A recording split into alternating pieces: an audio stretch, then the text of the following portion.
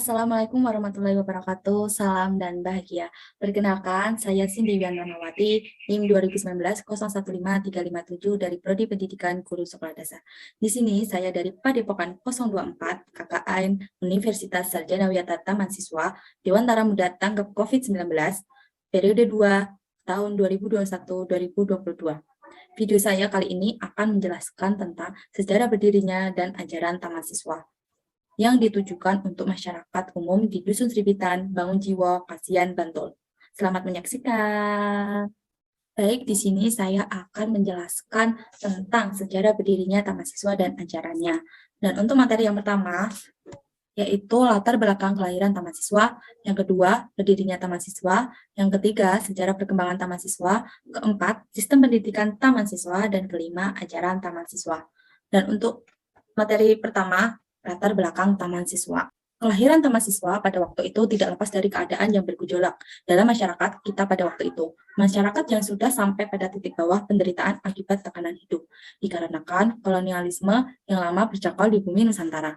Secara garis besar, gejolak masyarakat melandasi lahirnya Taman Siswa terdiri dari 3 peristiwa. Yang pertama, politik etis pemerintahan Hindia Belanda. Nah, pemerintahan kolonial bermaksud membujuk rakyat agar tetap setia dengan melancarkan gerakan politik etis atau politik balas budi.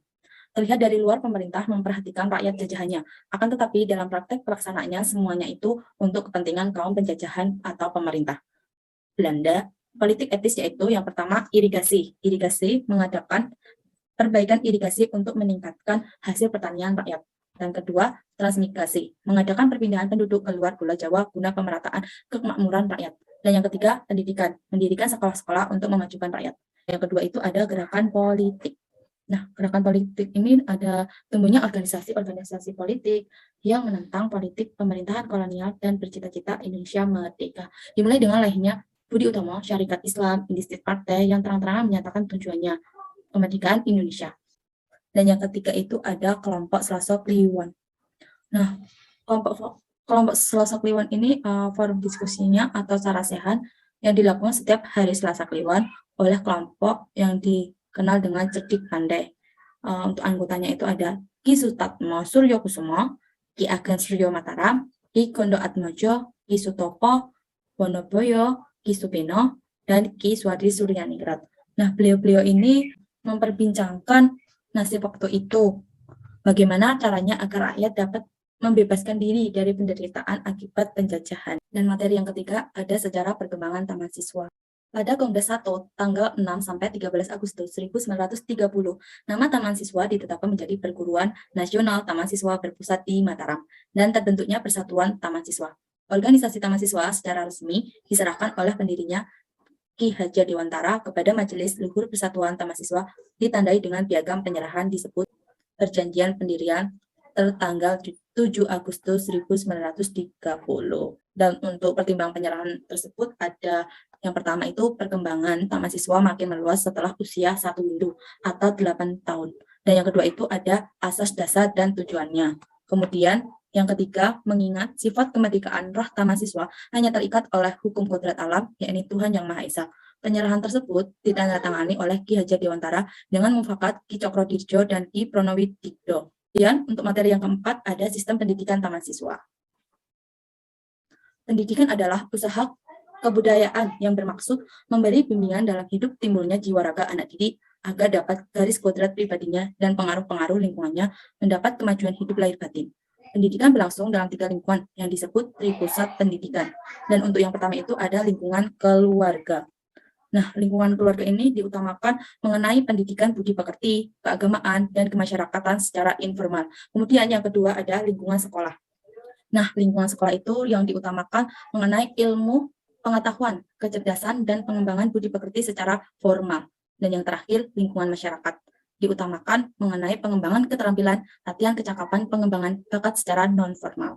Kegiatan berjalan secara bersama, tidak terpisah dalam mencapai tujuan pendidikan yang dicita-citakan.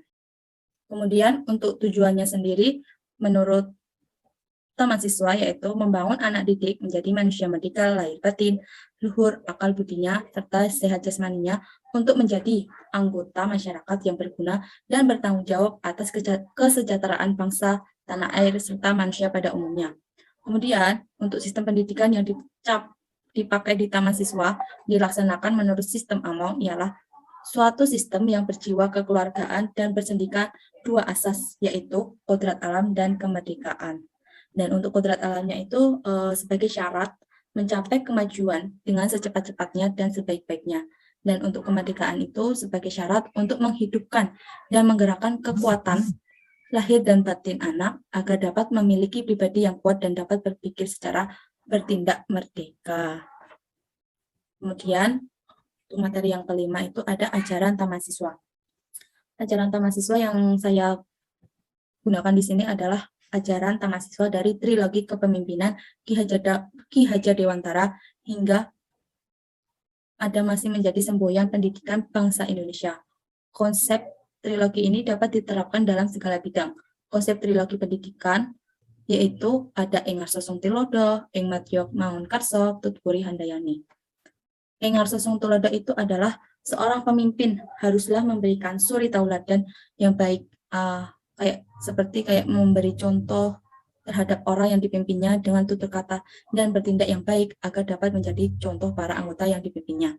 Kemudian Ing Matyok Mangunkarso itu pemimpin haruslah bisa bekerja sama dengan orang yang dipimpinnya.